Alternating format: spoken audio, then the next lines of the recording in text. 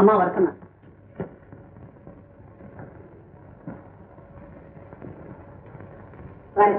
எங்க எப்படி? ஒண்ணு இல்லம்மா, உங்களால எனக்கு ஒரு காரியம் ஆகணுமா. உங்களை விட்டா எனக்கு வேற யாரும் இல்ல. என்ன விஷயம் சொல்லு. என் தம்பி ஒரு அப்பாவி பையன். அவன் நேரத்தை பாருங்கம்மா, மணி ஆர்டர் பணத்தை திருடிட்டான்னு போலீஸ்ல பிடிச்சிட்டு போயிட்டாங்க. அத பத்தி எங்கிட்ட எதுக்கு சொல்ற? நீங்க மனசு வச்சீங்கன்னா நம்ம ஐயா கிட்ட சொல்லி இந்த கேஸ ஒண்ணுமில்லாம பண்ணிடலாம். இதெல்லாம் எனக்கு பிடிக்காத விஷயம். இதுல நான் தலையிட மாட்டேன். ஐயோ அப்படி சொல்லாதீங்கம்மா, என் குடும்ப மானமே உங்க கையில தான் இருக்கு. அர்த்தம் இல்லாம பேசாத. ஒரு வக்கீல போய் பார்த்து நடக்க வேண்டியது கவனி. வக்கீலையும் பார்த்தேம்மா, அவங்க எல்லாம் நம்பிக்கை இல்லாம பேசுறாங்க. அதெல்லாம் சரிப்பட்டு வராமதான் உங்ககிட்ட ஓடியாந்துருக்கிறேன். நீங்க மட்டும் ஐயா கிட்ட ஒரு வார்த்தை சொல்ல பாரு. இந்த மாதிரி அசிங்கத்துக்கெல்லாம் அவர் தைராட்சியமே காட்ட மாட்டாரு. நீங்க வந்ததே தப்பு. ஆமா ஆமா, இதையும் சொல்லி என்ன கைவிட்டுடாதீங்கம்மா. இனிமே நான் கூட பேச தயாரா இல்ல, நீ போகலாம். அம்மா நீங்க மாட்டேன்னு சொல்லிட்டா நான் தற்கொலை பண்ணிக்கிறத தவிர வேற வழியே இல்லம்மா. நீ போகலான்னு சொல்லிட்ட. இப்படி எடுத்தெறிஞ்சு பேசுறது அவ்வளவு நல்லா இல்லம்மா. முட்டாள்தனமா பேசுற. உன் தம்பி ஊர் பணத்தை திருடி இருக்கானா? அவனை தம்பி சொல்றதே தப்பு. அந்த திருடனை காப்பாத்த சொல்லி எங்கிட்டயே வந்து கேக்குறியே, உனக்கு வெக்கமா இல்ல? இப்படி பெரிய வார்த்தை எல்லாம் பேசாதீங்க அம்மா. என்ன கேட்டா இந்த மாதிரி திருட்டு பசங்களை எல்லாம் ஜெயில போடுறத விட தூக்குலயே போடுறோம். தூக்குல வேற என்ன? இனிமே இந்த மாதிரி கேடி திருடனுக்கெல்லாம் பறிஞ்சு பேசிக்கிட்டு இங்க வந்த உன் மான மரியாதை எல்லாம் கெட்டு போயிடும். ஜாக்கிரதை. தாத்தா நிறுத்துமா. மான மரியாதையை பத்தி யார்கிட்ட பேசுற? லட்சுமி எரிக்காதம்மா. உனக்கு இல்லாத மான மறக்கும் எனக்கு மட்டும் எப்படி வரலாம்? என் தம்பி கேடி திருட அவனை தூக்கலமா போடணும்னா ஓ புருஷன் பண்ண திருட்டுத்தனத்துக்கெல்லாம் என்ன தண்டனை கொடுத்தாங்க? லட்சுமி தெருவுல போறவங்களை பிட் பாக்கெட் அடிச்சு அந்த பணத்துல காலேஜ்ல படிச்சவர்தான் உன் புருஷன். உதவி பண்ண முடியாதுன்னு சொன்னதுக்காக இப்படி கீழ்த்தரமா பேசுறீங்க. நீ என்ன பொம்பளையா? நான் சொல்றத நம்ப முடியலையா? நம்ப முடியலைன்னா உன் புருஷன் கூட படிச்சாரே சதுர்வேதி, அதான் மிலிட்டரி, எங்க பெரியத்தான் நேற்று இங்க வந்து விருந்து சாப்பிட்டு போனாரே, அவரை கூப்பிட்டு உட்காத்தி வச்சு இன்னொரு தடவை விருந்து வைக்கி. படிக்கிற காலத்துல உன் புருஷன் எந்தெந்த பஸ் ஸ்டாப்ல எந்தெந்த திருவிழாவில எப்படி எப்படி எல்லாம் பிட் பாக்கெட் அடிச்சாரு, அந்த பணத்துல எப்படி எப்படி எல்லாம் படிச்சாருங்கிறத புட்டு புட்டு வைப்பாரு. இனிமே ஓன் தயவுக்காக நான் இந்த இடத்துல நின்றுக்கிட்டேன்னா ஏன் மரியாதை தான் போகும். போமா.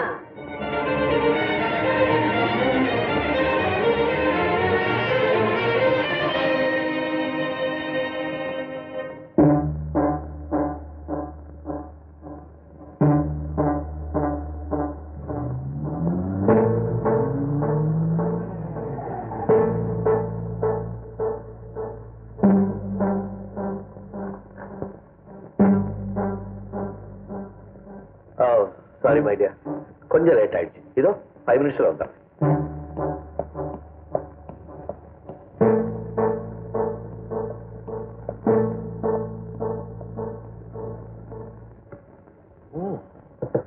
ராத்திரி 11 மணிக்கு வந்தாலும் ஆகாரம் சூடா கொடுக்கறிய, அதான் உங்ககிட்ட ஒரு ஸ்பெஷாலிட்டி. என்ன நீ அப்ப இருந்து பாக்குறேன் 10 லட்சம் ரூபாய் லாட்டரி சீட்டை தொலைச்ச மாதிரி முன்பு இருக்க. ஏதாவது ப்ராப்ளமா? What's your problem? நான் சொல்லு, திடீர்னு 3 மாசம் 4 மாசம் ஸ்டார்ட் பண்ணிட்டாங்க. சாப்பிடும்போது பேசினா உனக்கு பிடிக்காது, பேசாம சாப்பிட எனக்கு பிடிக்காது. என்ன பண்றது என்ன பண்றது பண்றது பண்றது என்ன பண்றது?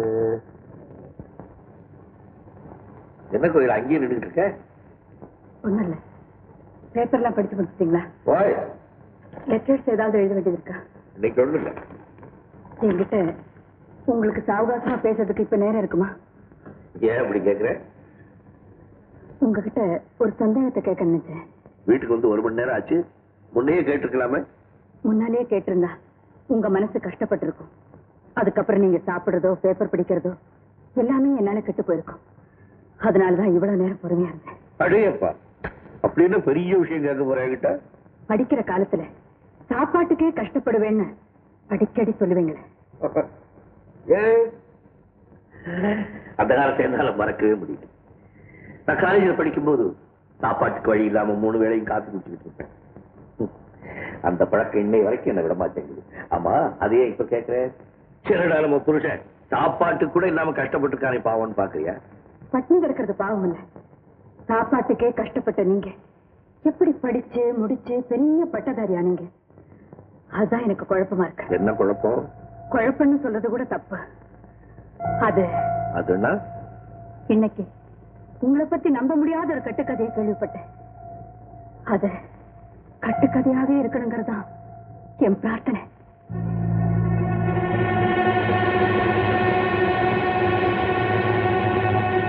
அந்த காலத்துல படிக்கிறதுக்கு தேவையான பணத்தை நீங்க தப்பான வழியில தேடினதா கேள்விப்பட்டேன்.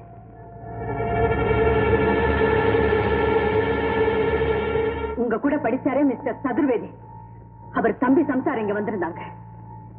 என்னால தாங்கிக்க முடியாத சில விஷயங்களை சொல்லிட்டு போனாங்க.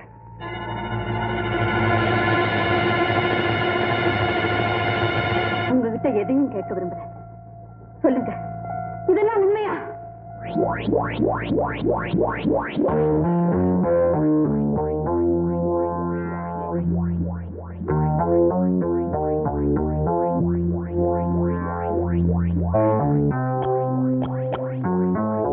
கேள்விப்பட்டதெல்லாம் உண்மைதான். கோகிலா, மை டியர், என்னுடைய கடந்த கால வாழ்க்கைக்காக உங்ககிட்ட நான் சமாதானம் சொல்லல. நடந்த உண்மையை அப்படியே சொல்றேன். படிப்பின் மேல எனக்கு இருந்த அக்கறைதான் என்ன திருட சொல்லிச்சு. அதுக்கு காரணம் எங்க சித்தப்பா. எனக்கு இருந்த ஒரே உறவு அவர்தான். என்னுடைய படிப்புக்கு அவர் தான் உதவி பண்ணிட்டு வந்தார். ஒரு நாள் அவர்கிட்ட இருந்து எனக்கு ஒரு கடிதம் வந்தது. இனிமே உன்னுடைய படிப்புக்கு என்னால உதவி செய்ய முடியாது, எங்க குடும்பத்துல பல பிரச்சனை வந்துருச்சு, உன்னை நீயே கவனிச்சுக்கன்னு எழுதியிருந்தார். எனக்கு என்ன செய்யறது என்ன புரியல. நானும் சதுர்வேதியும் பாலிய நண்பர்கள் ஒரே ரூம்ல தான் தங்கி படிச்சோம். சமயத்துல எனக்கு போட்டுக்க சட்டை கொடுப்பானே தவிர என்னுடைய படிப்புக்கு பணம் கொடுக்க அவனால முடியல. பாவம், நாலாவது இடமே கிடையாது. யாருகிட்ட இருந்து எந்த பிரயோஜனமும் கிடையாது. படிப்புக்காக. ஆனா அந்த சம்பவத்தை நினைச்சு அன்னையிலிருந்து இன்னை வரைக்கும் நான் அவமானப்படாத நாளே கிடையாது. இதை ஒரு புருஷன் பொண்டாட்டிக்கிட்ட எப்படி சொல்லுவா? நீயே சொல்லு கோச்சா, நீயே சொல்லு. என்னுடைய வாக்குமூலத்தை உங்ககிட்ட ஒப்படைச்சிட்டேன். உங்களுடைய தீர்ப்பை எதிர்பார்த்துட்டு நிற்கிறேன். நீங்க கௌரவமான புருஷன் இல்ல. உங்களுடைய கடந்த காலம் எனக்கு முன்னாலேயே தெரிஞ்சிருந்தா நான் உங்களுக்கு மனைவியா இருக்க மாட்டேன். கல்யாணம் தன்னைக்கு தெரிஞ்சிருந்தா ஒரு குழந்தைக்கு தாயா இருக்க மாட்டேன். மனசுல ஒண்ண வச்சுக்கிட்டு வெளியில வேற மாதிரி பழகிறதுக்கு எனக்கு தெரியாது. இனிமே நான் உங்களோட குடும்பம் நடத்தினா அது ரொம்ப போலியா இருக்கும். உங்களை பார்க்கும் போதெல்லாம் உங்களுடைய கடந்த காலம் தான் எனக்கு ஞாபகத்துக்கு வரும். அதனால இனிமே நாம ரெண்டு பேரும் பிரிஞ்சு வாழதான் உங்களுக்கு நல்லது, எனக்கு நல்லது. ஆத்திரத்தில் நிதான தவறி பேசாது. தவறு செஞ்ச யாரையுமே நான் மன்னிக்க மாட்டேன்னு உங்களுக்கு நல்லா தெரியும். உங்களோட பேசுறதுக்கு எனக்கு தாணி இல்லப்பா. ஒரு இஷ்டப்படி நாம ரெண்டு பேரும் பிரிஞ்சு வாழ்றதா வச்சுக்க. ஆனா நாம ரெண்டு பேரும் எதுக்காக பிரிஞ்சு வாழ்றோம்னு நம்ம சுத்தி இருக்கிறவங்க 4 பேருக்கு தெரிஞ்சா நம்மளை பார்த்து கேவலமா சிரிக்க மாட்டாங்களா? அன்னைக்கு உங்களால பல பேர் கண்ணீர் வடிச்சதை பத்தி நீங்க கவலைப்படலையே, இன்னைக்கு அவங்க சிரிக்கிறத பத்தி ஏன் கவலைப்படுறீங்க? பிரிஞ்சு போய் என்ன தண்டிக்கிறதா உன்னுடைய நோக்கமா? உங்களோட நான் வாழற தண்டனை இருந்து தப்பிக்கணும். என்ன பிரியறது உனக்கு ஒரு தண்டனை அமைச்சிருந்தா அதை ஏத்துக்கிறதுல எனக்கு வெக்கம் இல்லை. கோகிலா, நான் வெக்கத்தை விட்டு கேட்கிறேன். என்ன மன்னிக்க நீ தயாரா இல்லையா? மனசறிஞ்சு பாவம் பண்றவங்களை மன்னிக்கிறதே பாவம் தான்.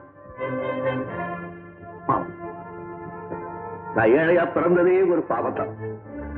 என்னுடைய வருங்கால சந்ததி படிப்பில்லாம தற்குறியா அனாதையா பிச்சை எடுக்க கூடாதுன்னு நினைச்சு நான் படிச்ச பாரு, அதுவும் பாவம் தான். உன்னை தொட்டு தாலி கட்டவேங்கிற முறையில கேட்கிறேன். தயவு செய்து என்ன பிரிஞ்சு போயிடாதம்மா. இனிமே புருஷங்கிற முறையில உங்ககிட்ட நான் எந்த உரிமையும் எடுத்துக்க மாட்டேன். ஏன், நான் சாகுற வரைக்கும் நீ என் கூட பேசவே வேண்டாம். ஏதோ இந்த வீட்டுல வாடகைக்கு இருக்கிறவன் மாதிரி நான் இருந்துட்டு போயிடுறேன். தயவு செய்து இந்த வீட்டை விட்டு போயிடாதம்மா. இனிமே நான் உங்க கூட வாழ்ந்தா அது ரொம்ப கொடுமையா இருக்கும். அதனால நான் பிரிஞ்சு போறேன். கோகிலா, கோகிலா,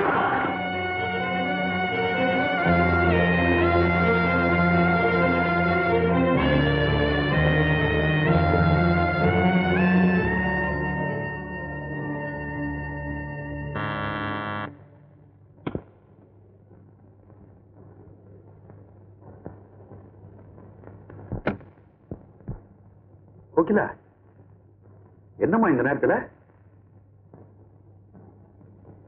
என்னம்மா பேசாம வர? என்னம்மா என்ன? கல்யாணம் பண்ணிக்கிட்ட ஒருத்தி அந்த ராத்திரில பிறந்த வீட்டுக்கு வரான்னா புருஷன் மேல ஏதாவது தப்பு இருக்கும். ஆனா நம்ம மாப்பிள்ளை அந்த மாதிரி தப்பு பண்ண மாட்டாரு. கோகிலா, என்ன நடந்தது சொல்லுமா?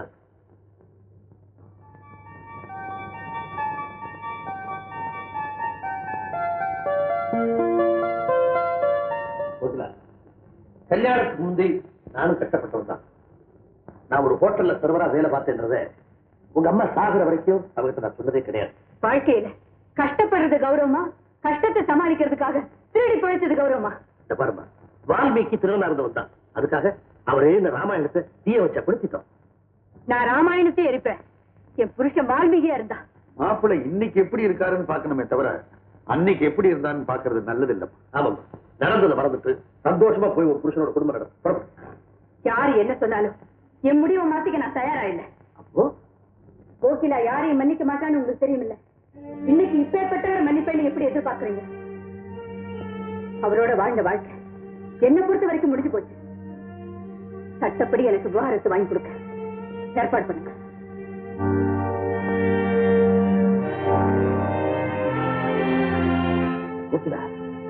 விவாகரத்துக்கு அப்புறம் இன்னொரு கல்யாணம் பண்ணிக்கிறவ இல்ல இந்த கோகிலா. அதை நினைச்சு பெருமைப்படுங்க.